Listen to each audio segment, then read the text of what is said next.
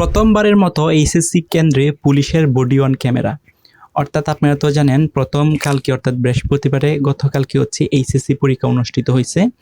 সেখানে হচ্ছে যে একটা নিরাপত্তা বা সিকিউরিটি এবং নকল ঠেকানোর জন্য যা যা পদক্ষেপ নেওয়া দরকার শিক্ষা মন্ত্রণালয় কিন্তু সব পদক্ষেপ গ্রহণ করছে। সো প্রথমবারের মতো যে পুলিশগুলা বিভিন্ন কেন্দ্রে গার্ডে থাকবে বা নিরাপত্তার দায়িত্ব থাকবে, তাদের শরীরে মুভ অন একটা ক্যামেরা থাকবে। এই ক্যামেরার মধ্যে সবকিছু রেকর্ড হবে স্বয়ংক্রিয়ভাবে এবং এইগুলো হচ্ছে অবজারভেশন বা মনিটর করবে ঢাকা থেকে। সো বিষয়টা কিন্তু খুবই ইন্টারেস্টিং এবং খুবই হচ্ছে ভালো বিষয়, কারণ শিক্ষামন্ত্রী আসার পর থেকে নকল ঠেকানোর জন্য সুষ্ঠুভাবে পরীক্ষা অনুষ্ঠিত করার জন্য যা যা পদক্ষেপ নেওয়া দরকার সব পদক্ষেপ কিন্তু শিক্ষামন্ত্রী গ্রহণ করতেছে। এর আগে কিন্তু কখনো পরীক্ষার কেন্দ্রে যে পুলিশগুলা গার্ড দেয় তাদের শরীরে কিন্তু কোনো ক্যামেরা বা মুভ অন কোনো ক্যামেরা থাকতো না। সো এই প্রথম সরকার নিয়ে আসছে তাদের পুলিশের গায়ে হচ্ছে একটা ক্যামেরা থাকবে। এই ক্যামেরার মধ্যে স্বয়ংক্রিয়ভাবে রেকর্ড হতে থাকবে বা ভিডিও রেকর্ড হতে থাকবে এবং এগুলোকে অবজারভেশন করবে ঢাকা থেকে শিক্ষা মন্ত্রণালয়।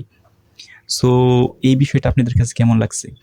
এখন এই যে এত কঠোর নিরাপত্তা দিচ্ছে সরকার, এই যে নকল ঠেকানোর জন্য যা যা পদক্ষেপ দরকার সবকিছু গ্রহণ করতেছে, সেটার সাথে সাথে কিন্তু আরেকটা বিষয় ইনক্লুড করা দরকার, সেটা হচ্ছে শিক্ষার মান উন্নয়ন করা।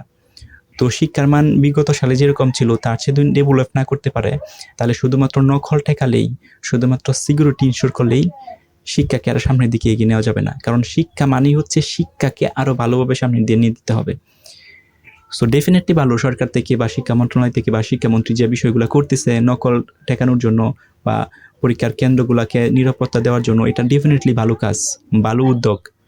তার সাথে সাথে যদি শিক্ষাকে আরও সামনের দিকে এগিয়ে নেওয়া যায় বা এই ধরনের একটা পদক্ষেপ যদি গ্রহণ করে, তাহলে কিন্তু আরও বেশি ভালো হবে। ইতিমধ্যেই কিন্তু এই নতুন শিক্ষামন্ত্রী আসার পর বেশ কিছু কিন্তু উদ্যোগ নিচ্ছে এবং কিছু কিন্তু পরিবর্তন আসতেছে। যদি প্রপারভাবে এগুলোকে এক্সিকিউশন করা যায় এবং কর্মমুখী পড়াশোনাটাকে যদি কর্মমুখীর দিকে নিয়ে যাওয়া যায়, তাহলে কিন্তু আরও বেটার হবে। কারণ বাংলাদেশে কিন্তু সার্টিফিকেটের উপরে নির্ভর করতে হয় এবং সার্টিফিকেট দেখে কিন্তু জব হয় বা অন্য কিছু কেরিয়ারের মধ্যে প্রবেশ করে। কিন্তু এটাকে একটু ফেলে দিয়ে নতুন করে বা নতুন আঙ্গিকে, অর্থাৎ পড়াশোনার যে কারিকুলামটা আছে সেটা যদি কর্মমুখীর মতন করা যায় এবং কোনো স্কিল শেখানোর উপরে বেস করে যদি করা যায় আরও, তাহলে কিন্তু সেটা কিন্তু বাংলাদেশের জন্য আরও ভালো হবে। কারণ একটা স্কিলেই কিন্তু একটা মানুষের জীবনকে বদলে দিতে পারে। তো শুধুমাত্র সার্টিফিকেটের দিকে যদি থাকিয়ে থাকা যায় বা সার্টিফিকেট প্রচলিত যে নিয়ম আছে বা প্রচলিত যে পড়াশোনা আছে সেভাবে যদি একটা স্টুডেন্ট পড়াশোনা করে, তাহলে কিন্তু বাংলাদেশের এই যে বেকারত্ব, চাকরি নাই, মূলত হচ্ছে এটার উপরে। সো বাংলাদেশের কারিকুলামটাকে রিডিজাইন করা উচিত এবং সবচেয়ে বেশি ফোকাস করা উচিত হচ্ছে কর্মমুখী সফটওয়্যারগুলো তৈরি করা, অর্থাৎ কর্মমুখী স্কিল বেস যে কারিকুলামটা আছে সেই দিকে মুভ করা। তাহলেই কিন্তু বাংলাদেশ ডেভেলপ হবে। আপনাদের মতামত কি? কমেন্ট করে জানান।